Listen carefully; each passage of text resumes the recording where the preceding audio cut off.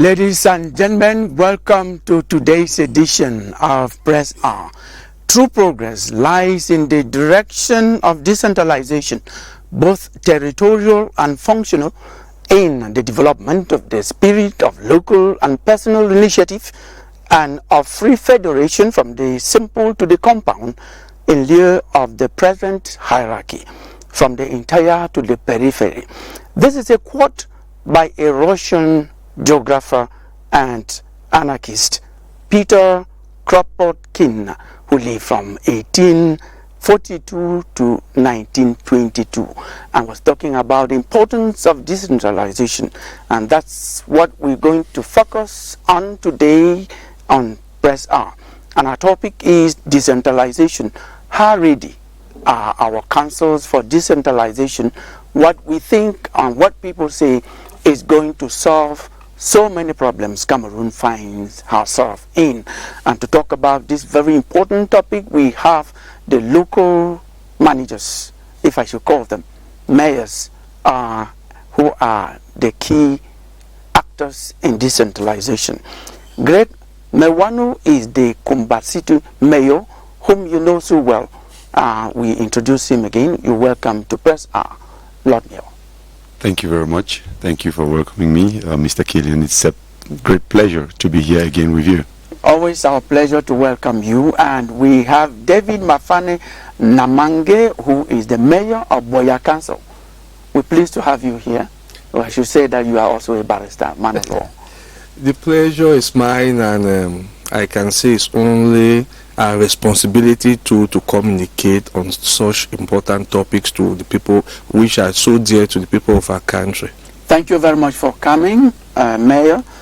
We introduce to you, ladies and gentlemen, Peter Chenwi, who is the mayor of Bamenda 2 Council. We are happy to have you on Press R. Thank you. It's a pleasure to be part of this perfect panel. You know, the topic is a very perfect topic. We're going to change the mindset of our Cameroonians, of the brothers and sisters. So thank you. Yes, you are agents of development. That's why we brought you on the set today. You're going to tell us how far you are taking the development in your different councils, at the subdivisional councils where you are, and at the city councils where we have our own Greg Mewanu. But ladies and gentlemen, I should also introduce our own Patrick Moua, who is a desk editor in the Guardian Post newspaper. Patrick, you're welcome. Thank you very much, Kilian. It's always a pleasure to be part of this very enriching panel on Press R. Thank you, and we're going to go straight to what we start our program with every time, and it is Press Review.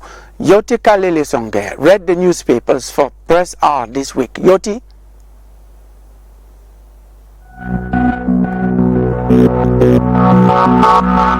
Every newspaper reader was engrossed in events narrated by the print media this week, and the review points up a few, beginning with the investiture of Nigeria's president-elect.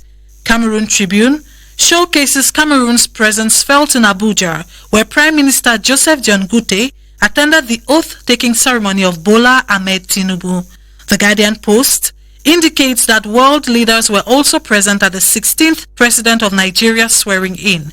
In another edition of the same paper, the people of the Northwest are seen rejoicing over the release of the President of the Northwest House of Chiefs after 18 months in Ambazonia captivity, while regretting in one other article that a fresh Boko Haram attack in the far north has killed 7 and injured others.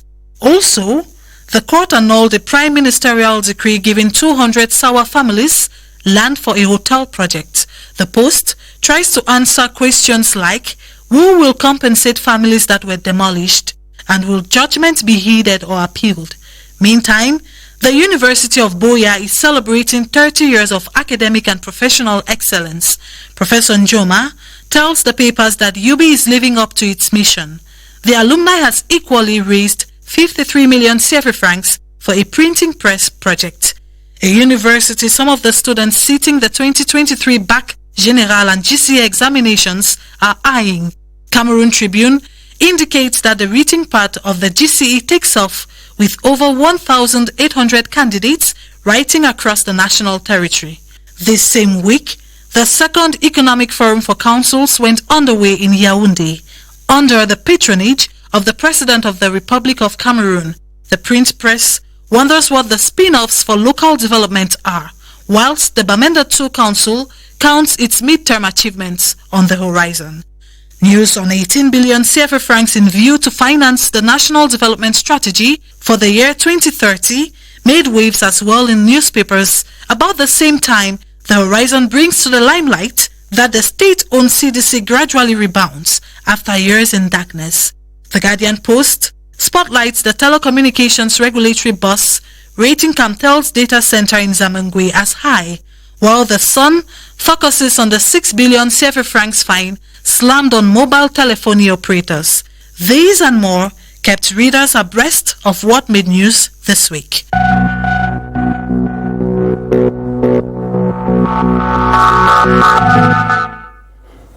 Thank you very much, Yoti. We certainly going to be with you next week on Sunday for another press review here on the Press Hour. And as you say, so many things that were reported there by the newspapers. And one of the things we cannot go without talking about is the release of the chief of the fund of Bangbalang, who is not just a fund, the vice president of the Northwest Regional Assembly, and as the vice president of the Regional Assembly, he is the president of the House of Chiefs of the Northwest Regional Assembly. To have been in captivity for close to 2 years, it's something, and for having come back safe and sound, looking good, it is something we talk about. We talked about that here on this very set last week when we received the Northwest Regional Assembly President. We asked him what they are doing to release all these people who are in captivity. 1 week later, he is released, and it is only good news for us on Press Hour and for Cameroonians of good faith. We're going to ask you, you are from the Northwest, the mayor of Bamenda 2. What was your reaction when you had the president of the House of Chiefs in Northwest, otherwise the vice president of the Regional Assembly Northwest, released after captivity for close to 2 years? Thank you very much. We were so impressed, what happened in Northwest, the change of mindset. When the phone was released, it's a very, very strong message. We actually appreciated the security intelligence. We appreciate the head of state with assistance for security, because it's not easy. These are guys who claim to secure, to protect, to rule with drugs. It's not possible, and you cannot fight the state. So we are so grateful for the measures put in place by the state for the release of this fund. In Northwest we have a tradition. We don't play the funds. You play the funds, you come, you kill everybody. So we want to appreciate the security forces for what they've done so far, like Madame Medina Mundi, that was also released. And this fund, I think we just pray that we need to collaborate with the security forces, we need to collaborate with the administration, because the release of this fund is because of collaboration. We want to encourage all of us, because this crisis is, we have to solve crisis. We have to solve that not the security forces. I like you have said we. After everything, great Mewano, city mayor Kumba, he has ended there with we, inclusive. It is collaboration, it is our fight for all of us to make sure that normalcy returns to our towns. Thank you, Kilian, for giving me the floor. I think I will, of course, enclose my personal opinion to what my colleague, the mayor of Bamenda 2, actually said. That we begin by thanking, the resilience of the forces of law and order that are doing a commendable job in the Northwest as well as in the Southwest region, where we have this issue. I want to, use this opportunity to say, put forth again the plea of the head of state, His Excellency President Paul Biya, who has given, as the father of the nation, every favorable condition that it takes, that we need, giving amnesty to the children who are actually committing crimes in the bush, but tells them lay down your arms, come out, go to the Digital Center, and you are free. I don't think there can be any other better condition.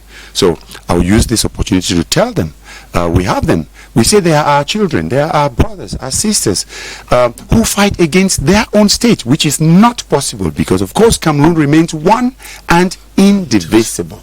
So I think it's an opportunity for us to tell them, drop your arms, come out, join the reasonable, logical society, go to the digital centers, reinstate yourself into normal social life, and take up responsibilities as, responsible citizens. So we thank God, of course, that, His Royal Highness Kevin Shumintang has been released, and we pray that, the others, that the forces of law and order, of course, continue, and the population, that's why he said we, and the population continue to collaborate, in such a harmonious manner that those who are still in the bushes, held captive, can also enjoy this largesse, this privilege that His Royal Highness Kevin Shumintang of Bambalang has enjoyed, and of course our senator lastly, that they can also enjoy it and be set free, and that these children should come out of the bush. Yes,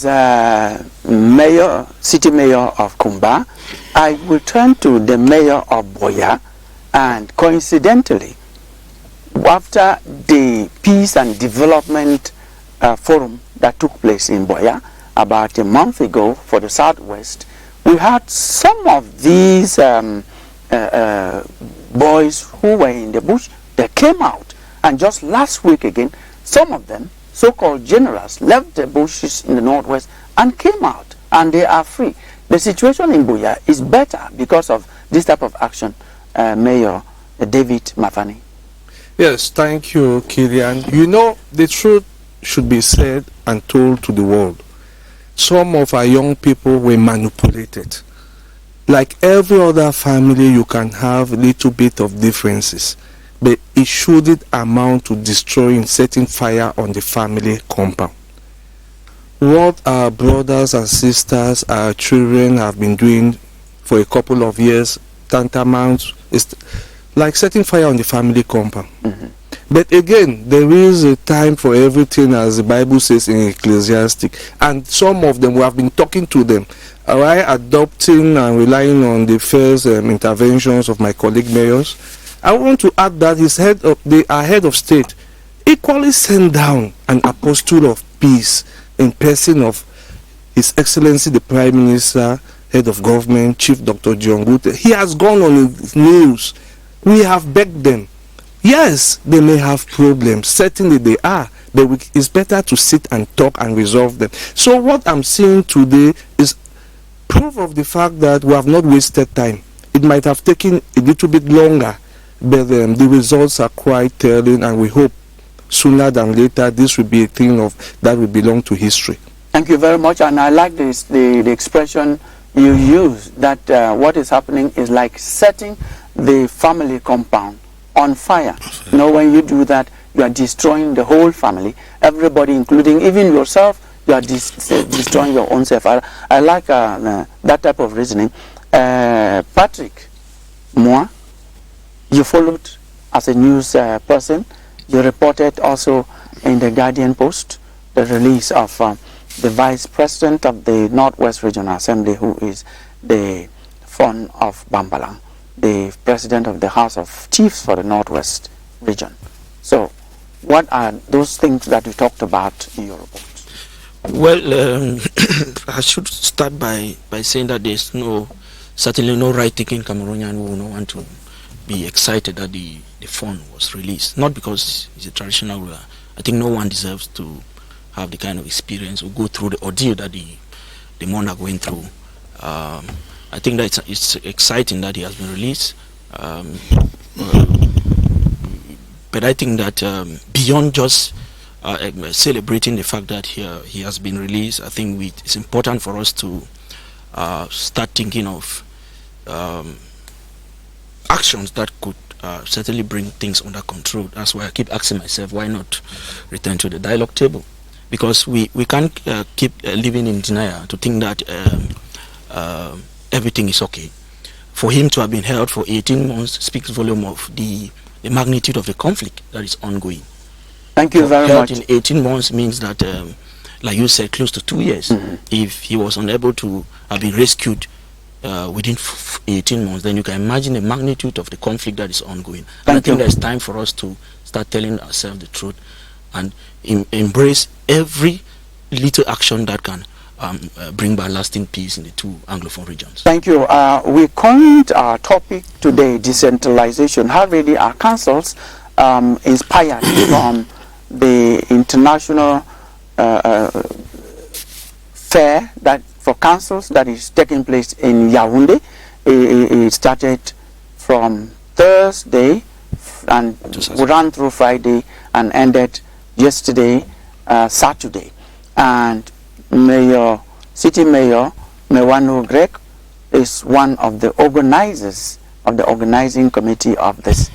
Tell us how well this went, what inspired you.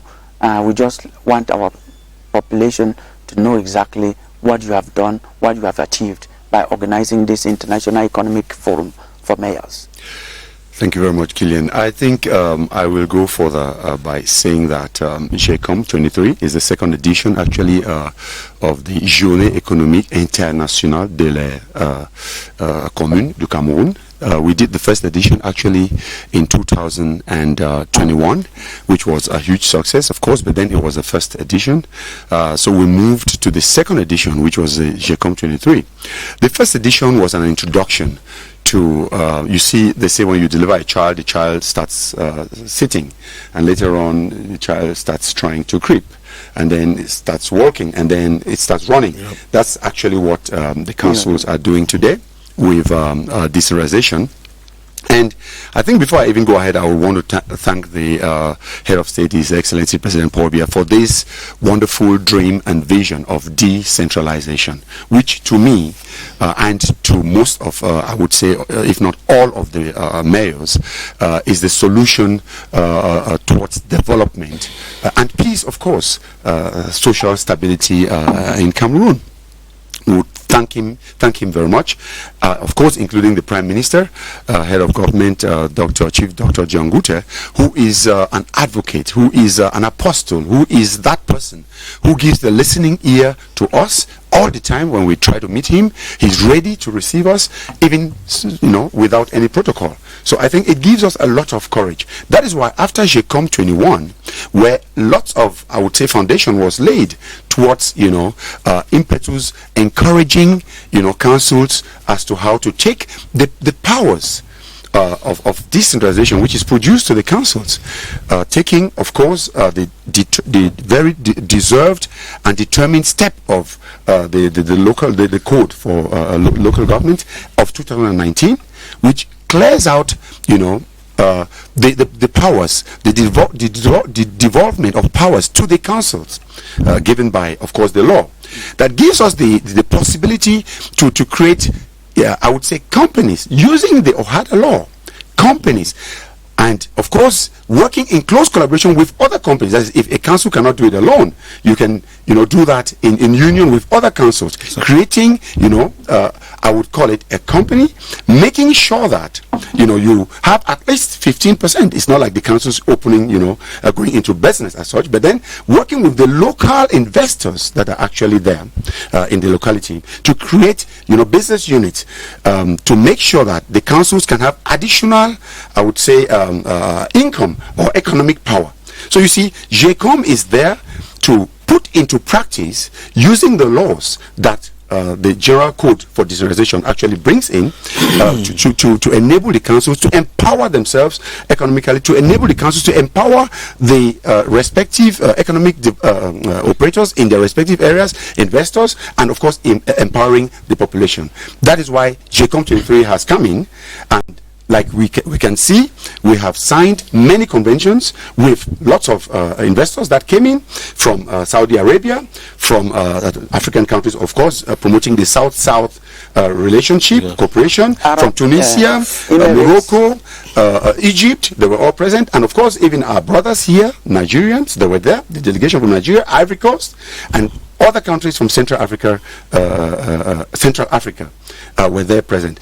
Then the Europeans, the French, the Belgians, the British, the Germans, of course, others from Luxembourg, and then to South America, the Brazilians were there, and then to Asia, the Vietnamese, the Chinese, the Thailand, they were all there. So you see, it's an international economic forum where we have that opportunity to bring international donors, investors to partner with our local councils and also our local investors, so as to kind of like develop the economic standards of our respective localities. Thank you. After having exhaustively making us understand exactly what it was all about, I'm going to pass on the microphone to the two mayors to my right, the mayor of Boya first, then the mayor of Bamenda 2 second.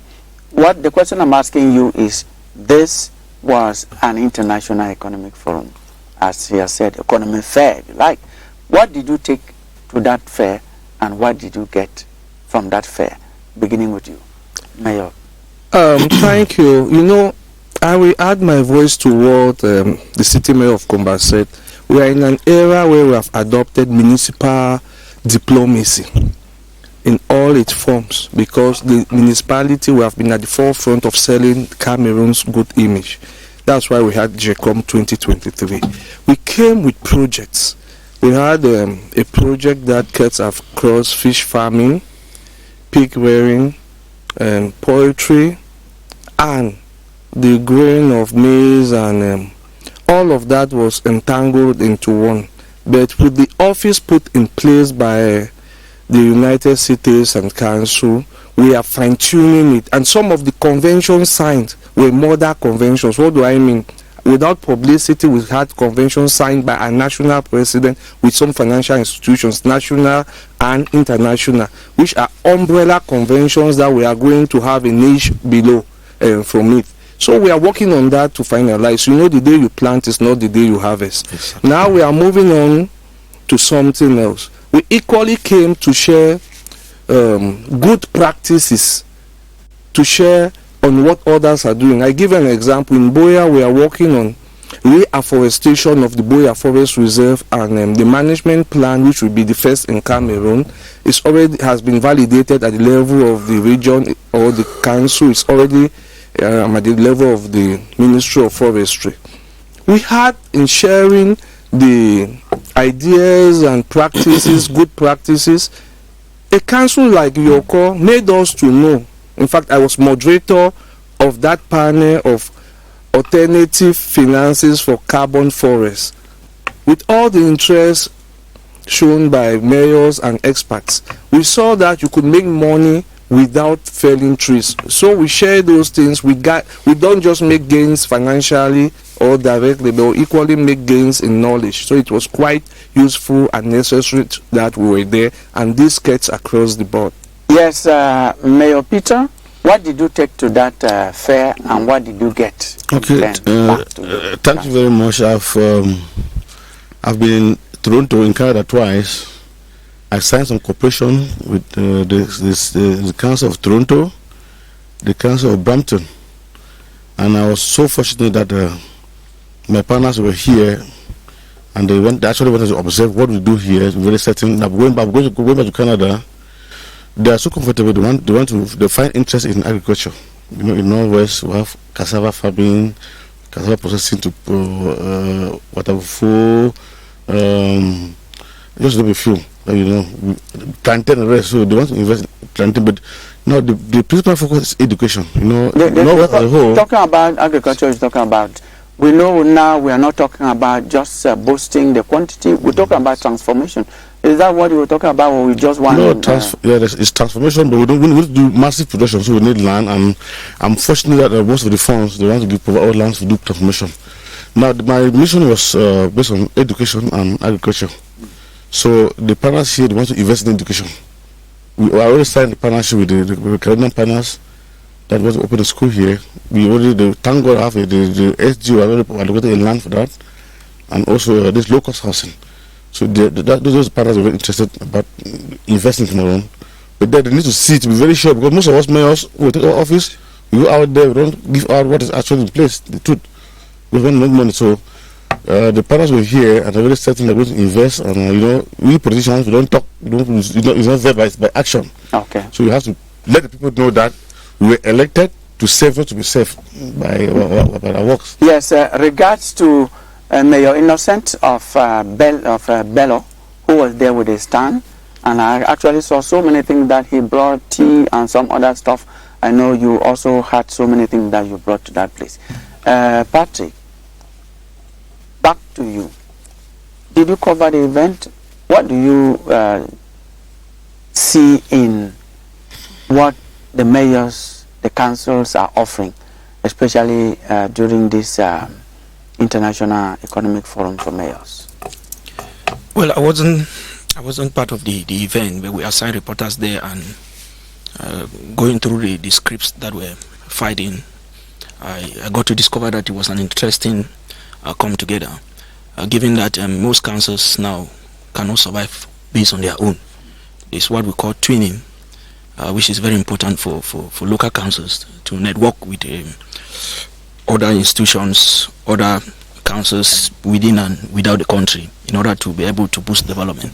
And I think that the forum in Yaoundé was a unique platform for mayors to get in touch face to face with those investors, those who are interested in their in what they are able to offer or the projects that they want to initiate for their municipalities.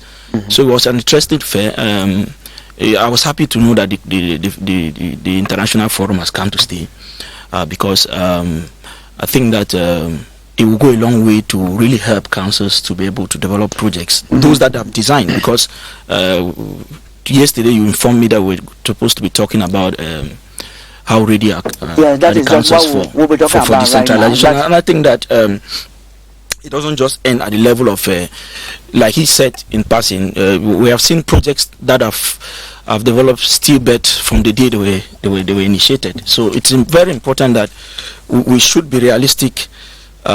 We should be realistic with the kind of projects that we engage. Thank you. We have seen those. We have seen those white elephant. We are going to ask them. Yes, because the council should be able to know their capacity and what they can be able to deliver. Because exactly. we have seen white elephant projects that are developed today, but at the end of the day they are never realized. I don't want to go very personal with the mayor of Boya. During my days in Boya, we knew of the. You are talking to the mayor. Look at him. The mayor of Boya. Mm-hmm. we knew of the Giant Central Market project, and I'm embarrassed to see that as of date, what passes for the Boya Central Market is more or less a potato farm. Well, it's not befitting of a town like Boya. No, so those are the kind of. Let me let him react. He has got you. Yeah. The question I will ask you is administration, is local administration, is continuum. He is just holding you to task.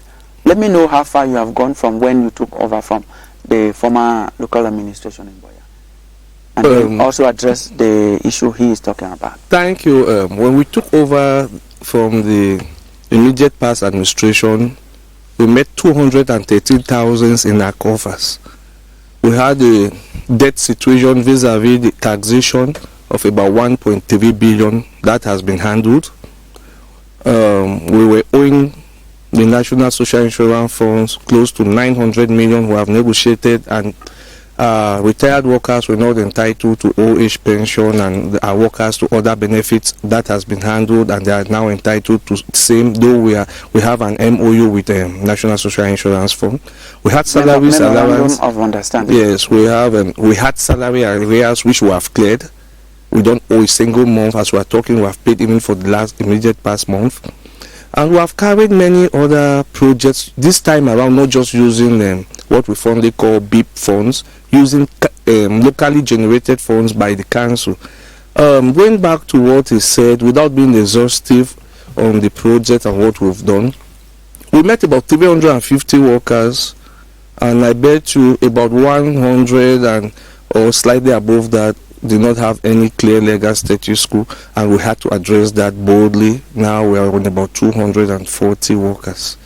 Again, the market you made mention of, I don't think the immediate past administration was of bad faith, but at times the partners who come might not have the capacity to effect what they sign. That's what partially occurred. But as we talk, I would like him to revisit the place. We have done part of the investment, the market. We have new blocks which have been constructed. The roads have been paved. So it's not the potato farm he saw some time ago. Being an investigative journalist, I will be glad if he makes a report on that, and then I give him an appointment in a year's time to see the complete market. Exactly. You have an invitation to Boya. Don't miss, because when No, you come Boya the is next time, Boya is my place. I'm a Bumaka yes, guy, so and we I'm also always want to laud the initiative in Boya. After the last time we had floods that were devastating, we saw how you went out there and you started yourself destroying even the houses of your own relatives, who houses that were not built according to the plan. We wish that you should follow that up closely.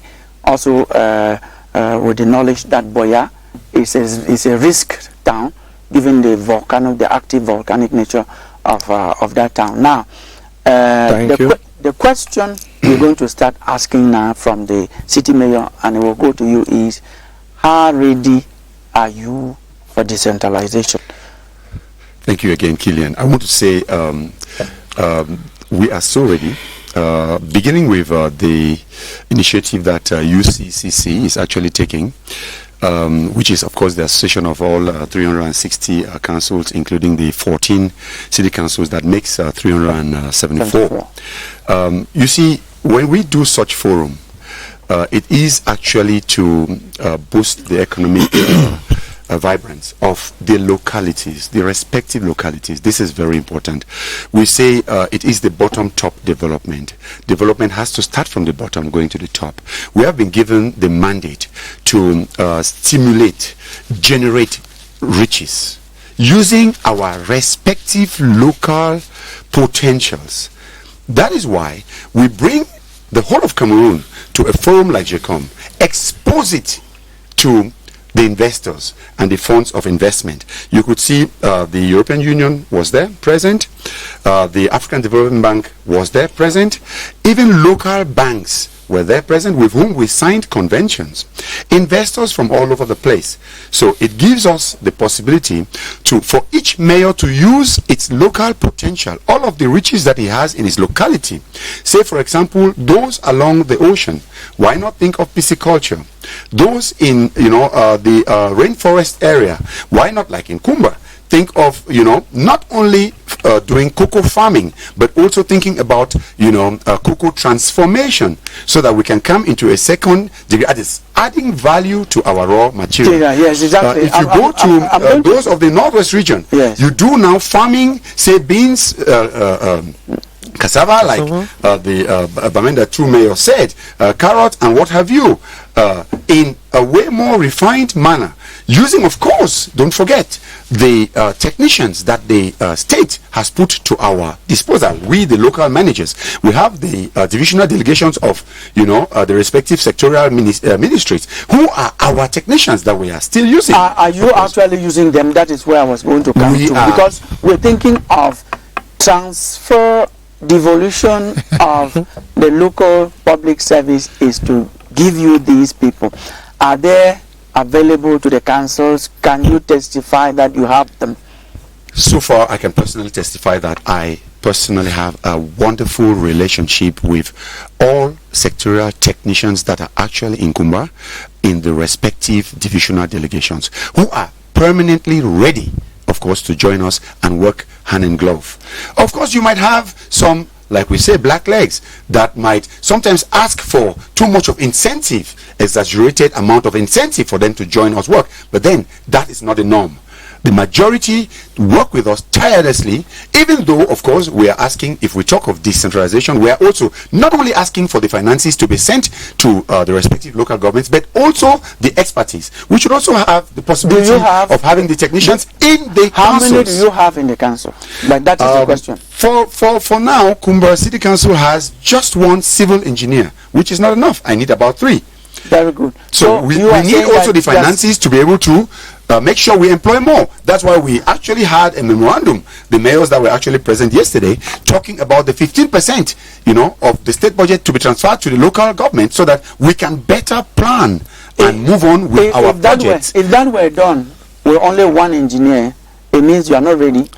If they gave you all the financial resources, because now we are talking about human resources, you don't have enough. So you have to wait. No, there are many aspects of being ready. Mm-hmm. There is the financial aspect. There is, of course, also the personnel aspect. There's the aspect of willingness, being willing, engaged. That we are. We have the engagement, which we're doing. You can see with our actions like JCOM. You could see all of the mayors who were there present. You can also see the quality of mayors that actually exist in Cameroon today. Yes. We have also the workers, the manpower, but not sufficiently in its technical field. So those are the things we are actually asking for. Yes, let us look at Boya. You just told us that you have about 240 staff strength. Yes. In Boya, yes, that is quite huge. But how many technicians do you have? Because we're not just talking about those who sweep, those who go around running errands. How many technicians do you have?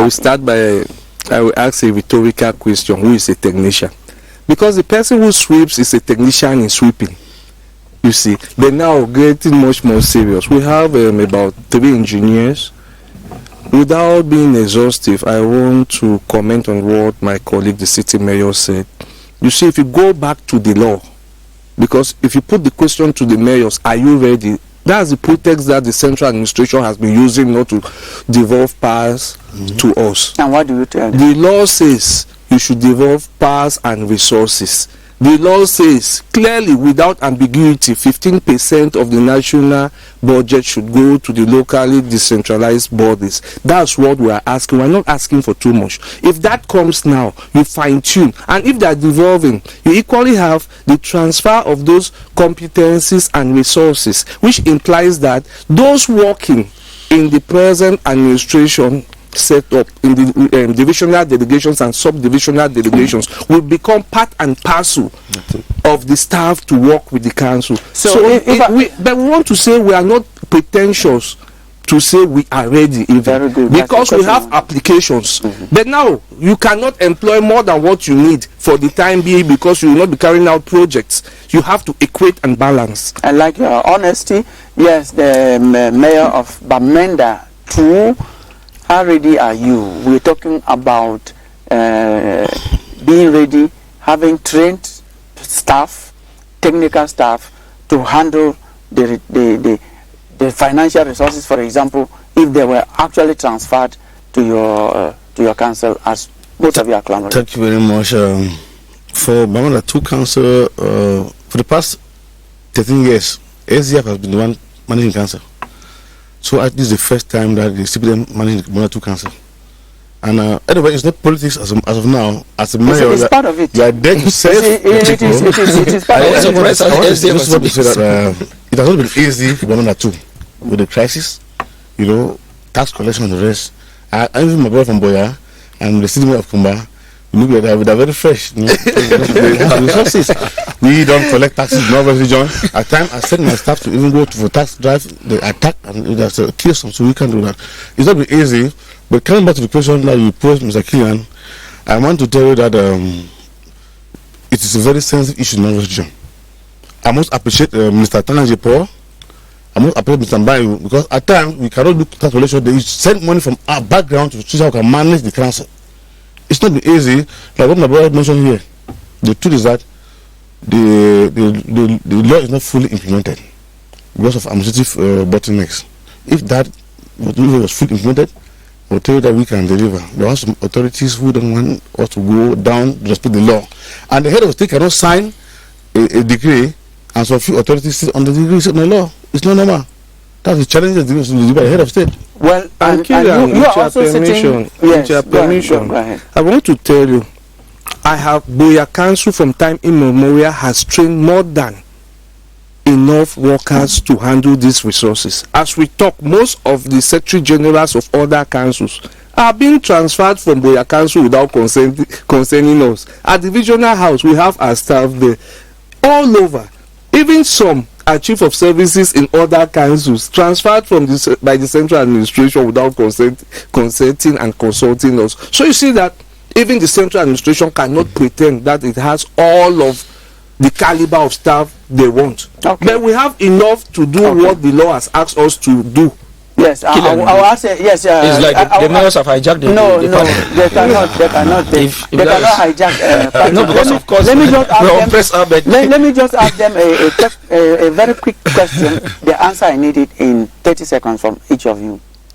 How many of your staff have you sent for training, or have you trained in the National School for Local Administration, NASLA, in Boya? Beginning. Government 2 is 15.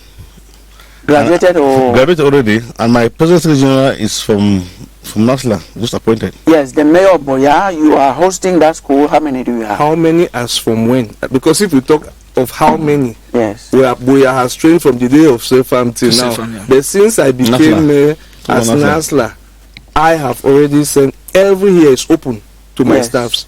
Those who opt and are admitted, all are trained by the council, paid for. How many do you count? Head count? Head count, I think in the past 2 years we've trained about 7. Good.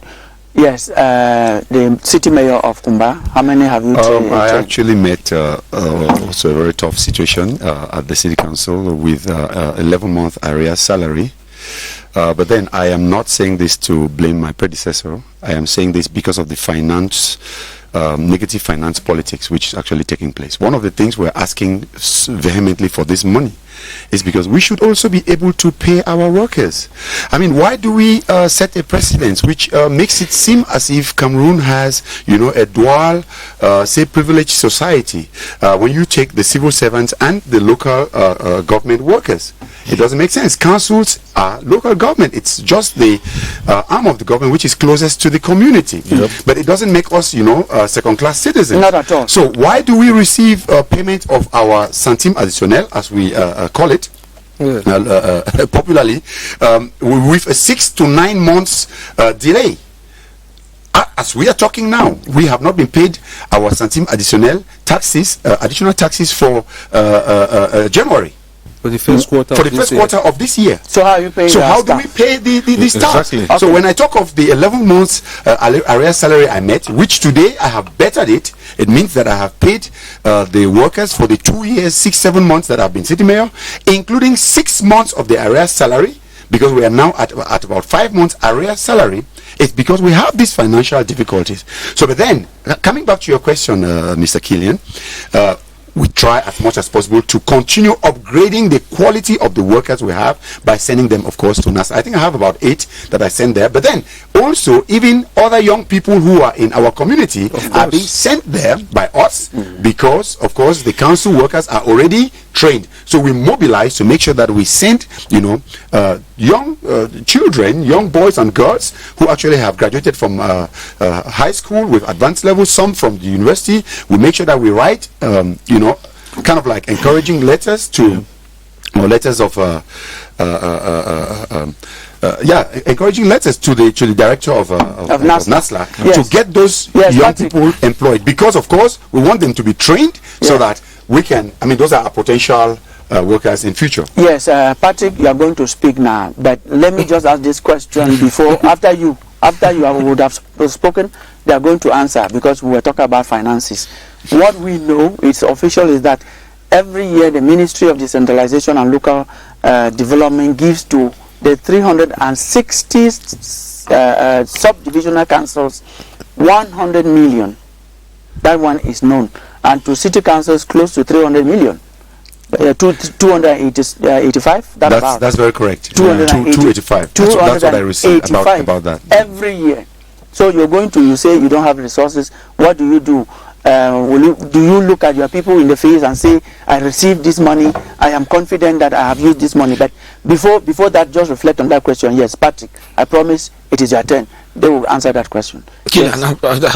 Honestly, I don't know why you invited me here, because virtually it's like you are having a very exciting day with the mayors. Yes. I think that because we are the people who are being governed, and I think that we should rather have the floor more. Go ahead, more than you have the floor right now. Who have been you have the floor right now. Make good use of the floor that you have now. So what I'm trying to say is that I think, yes, it's true. You just mentioned the amount of money that is being pumped into the councils annually by government. But I think that the councils too have to show proof of what they've been able to do with the little resources that they have at the moment in order to get more, because to whom more is given, more is expected. Sometimes when you move across some municipalities in this country, you start asking yourself whether we really have mayors in those towns. Yes, that's to say, I'm saying that when you move around the country, you get into certain municipalities, you start asking yourself whether we really have mayors in those localities. Because if you look at the level of underdevelopment, basic things like, for example, they get annual funding about 26 million from public works, maybe to manage roads. I was going to come to that. How many of them even make good use of that money? Well, let's not go too far. Just get down to Yaoundé 60 and BMC. They are using earth, soil, to fill the potholes. It's embarrassing for a country that wants to emerge by 2035. I think that if the councils really need government to devolve and hand over resources to them, they should be able to show proof of what they've been able to do with the little resources. Right. I'm saying this because if the councils were to have the 15% that are stipulated by law, then if all of that resources was to be handed to the councils, then we'll need to create more rooms in the central prison, because if you want to go by simple auditing of what they have been doing with the little resources that they have now, if more is added, I bet you will have more inmates in you can only say that after most of them done the auditing.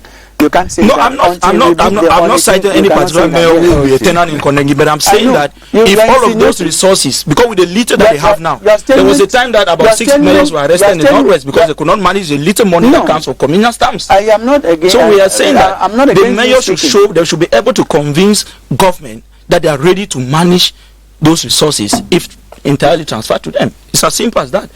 Yes. By way of realizing projects that are feasible. It should not be like another personal attack on my man of Boya, but I think that if you look at the hygiene condition in Boya at the moment, it leaves much to be desired. Virtually, Boya has been transformed into a dump site. Well, clearing of garbage has been a major problem in Boya. My man of Bamenda too, the roads are horrible. Okay. The roads are horrible. Okay. I saw him grading some roads the other time in Kumba, but the roads in Bamenda are horrible. The question, Patrick, let the mayors convince us that they have been able to manage it small, so that we can join in the campaign that more should be given to them. We have given you time to speaking until you are repeating what you No. You cannot refuse that. No, you cannot. Now, the question they are asking now is, with this money they get from central administration, 100 million to all the subdivisional councils, there are 360, 285 million to the city councils, and about 27 million from public works. So what are you doing with this money? I will give you a very direct answer so that we don't take much time. I think it has been shown pretty often on the TV and what have you, or other press medium.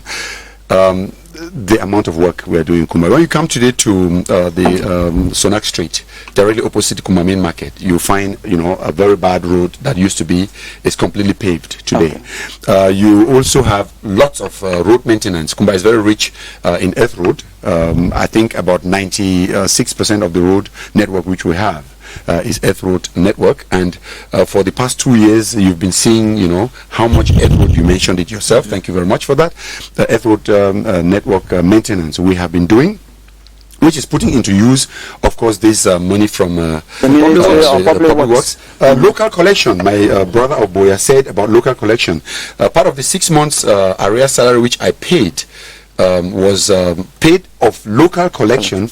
I mean, 3 months of it was paid out of local collection. That is money we ourselves are generating to show you how ready we are. Okay. When you talk of the 27 million francs, it is actually sent, by public works, sent for peripheral roads, farm to market roads. That's why it is coming back from public works. So, but you see, some mayors also have not understood that. I think 95% of the mayors of Cameroon adequate use of that 27 million. And when we talk of 27 million, that is tax inclusive. Yes. When you remove the it comes down to about 20 million francs maximum. Okay. So that is what they use in maintenance of peripheral road. Maintenance. Peripheral road is In most actually cases, those the roads are competence not of the. how can you say that? In most cases, those roads are not now, what are you doing? What have you done with your own that's- transferred competencies? Thank you. No. Competences. Okay, without them. I want to start, I beg of you to start with what he raised. You see, he's a fine journalist I respect, but I think he should do a bit of research before he talks. Who takes care of the cleanliness of the town? Stricto sensu is not the mayor at the forefront in a town like Boya. Okay. We have a contract Yes. with Hizakam, of course. backed by the central government. We have signed the contract. Again, in my case, I know that Hizakam has a problem. The dump site is in an area which is not too secure. So when the people that some people fan say there's ghost town and they go, you very much remember and very well remember that they burnt Hizakam equipment in Boya. Their vehicles, they can't go there. Those guys attack them. And if there's a lockdown for 3 days, it's but normal. And you start cleaning. But I bet to differ with you, Boya is cleaner than most of the cities that you have been to. No, but you accept that. No, I'm talking during when you have a lockdown, it's a problem. Yes, it's but thereafter, it's not a problem. I beg to differ. Okay. Again, with the money we receive, my population will bear with me that we have done lots of roads and bridges. Lots. I take Boya Town from Slaughterhouse to Presbyterian Church Station. We opened that road. Most people never knew that there had been the footpath there. I take the bridge linking Babuti and Bonaberi. We did it. If we have not received additional taxes for this year, we have paid salaries with a salary wage bill of about 40 million from January till now with local funds. Those are the things we are doing. And I can tell you the roads, as we are talking, the road from Bokom My 18 coming back to the air to meet the third road to ease circulation in town has been given out. A contractor is working on it. So we are all over. The road from Bojongo to Mapanja is being worked on. The council is working on so many roads. So that's why I talk. If you hear 27 million, as my colleagues said, it's not much of money. No, before we go into do it, there is a standard. It's validated by those who are state engineers. And they do that. But imagine, we have been there just for 4 years. This is the 4th year. So how much have we received? No, this is the 4th year. So the works are ongoing. Now, the mayor of Bamenda 2, what have you done with your own money? Given that your own context is even very challenging, more challenging than the other. For Bamenda 2, we have no major issue with respect to this, because like my brother said, it's no money, and we have state engineers and we have controllers who come to do follow up. You don't play a state budget. You don't play a state budget. You cannot play a state budget like the city mayor I just mentioned here. 27 million is 27 million. We get taxes and then get to 20 million. You must justify. They come and evaluate and then do control. We decide. Like what Mr. Moore said earlier, that most mayors go to prison. What are those days? Now we are aware. We are aware. Look at the mayors that That's why I told him that you can only make that statement after having done the investigation. And most mayors will have other competencies before being mayors who have held other positions. Exactly. We are exposed. Now, it doesn't make you dull or different when you become a mayor. Instead, you become accountable because your people voted you more than somebody who was appointed. Yes, in 2 minutes, I want you to tell us. You are a city mayor, you are a subdivisional mayors, and I hear that you have a kind of conflict of interest on even development for the interest of everyone. What's happening between the city mayor and then the subdivisional? Mr. Kilian, thank you very much for that very sensitive question, but very important question. But before I get there, I want to also justify again why we are asking for more, like the Oliver twist. I want to thank the Minister of Decentralization immensely for the money they sent.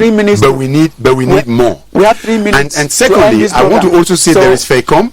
where mayors actually sent their projects to, which is the bank of the councils. We should not forget, we cannot talk about development without talking about FECOM. Very, very correct. That does finance, I would say to about 60% the projects which are being carried out, in the respective councils. That is what I wanted to throw in before going now to your question. Yes. Which was?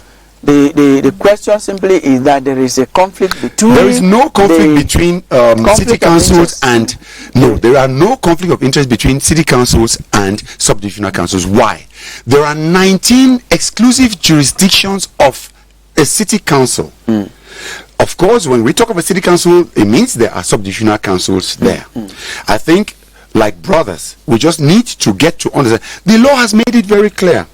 Yes, there are competencies that we do share together. And if we do share those competencies, it means that the population can actually, seek for that for such a competence, either from the subdivisional council or from the city council. Yes. But then once the subdivisional council mayor and the city mayor, of course, work in good collaboration in respecting the 19 exclusive jurisdictions of the city council, then there are no conflicts. I think the state of Cameroon has made it so clear. Yes, the mayor of Bamenda too, it's as clear as that. Yeah, let me just, like what the city mayor of Kumba just mentioned, I think with the case of Bamenda, the law has not been fully implemented.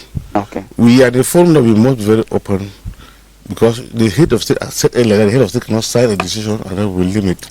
It's not at the level of the mayors, but at the level of certain administrators who don't want to fully assist us to accomplish the law signed by the head of state. Kilian, let me just cue in, because let me just cue in. Yes, you cue in. I want you to understand. Your question is about the conflict. Recently, I saw. No, before you speak, we are 1:30. And that's the time we are supposed to stop. Let me just comment. Because he is giving the impression that there is no conflict. But I beg to differ. Recently, I read. You didn't get me well. I read in the media. I understand. I just want to draw attention to a conflict that is visible. Recently, you started a campaign that you want to control the Commercial Avenue main market and that of Tarikun. But we understand that in a city like Bamenda, the main market, for example, is controlled by the city council. So if there is no conflict, you understand, or there's a law or there's a regulation. No, I'm saying that within the. So what we understand, Patrick, we have understood you. What we understand is that, as he said, it's a very sensitive. It's very sensitive. There is a conflict. Yes, of course. In 20 seconds, your last word.